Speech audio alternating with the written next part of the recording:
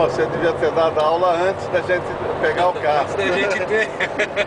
Esse controle de tração me ferrou. Eu falei, esse carro, porra, não anda, cara. Ele breca. Ele aciona toda hora, né? É, exatamente. Ele corta. Ele corta. Aí. Deixa eu ver essa freada aqui. Ah, ele freia nos 80 mais ou menos.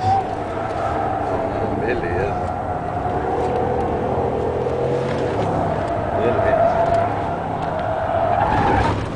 Beleza mesmo. É, pra fazer tempo ele tem que pegar a lavadeira espancada.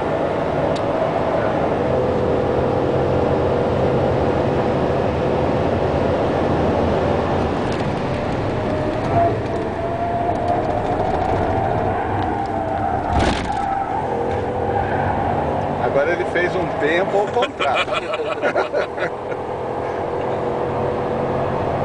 Mas é muito legal.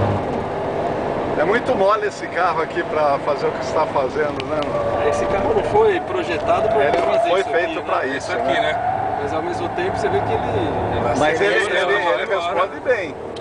Por ser caminhonete, ele responde muito bem.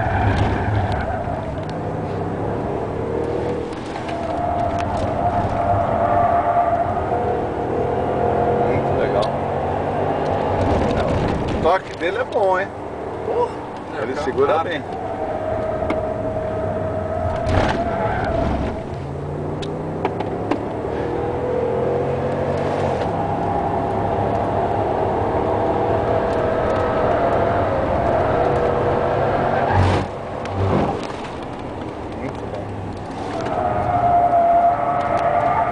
A falta que faz o amortecedor segurar ele mais.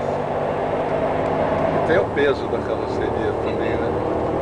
Joga ele aqui. Dá uns 2 minutos uma volta dessa? Dá perto dos 2 minutos. Um Com pouquinho estoque você faz em quanto?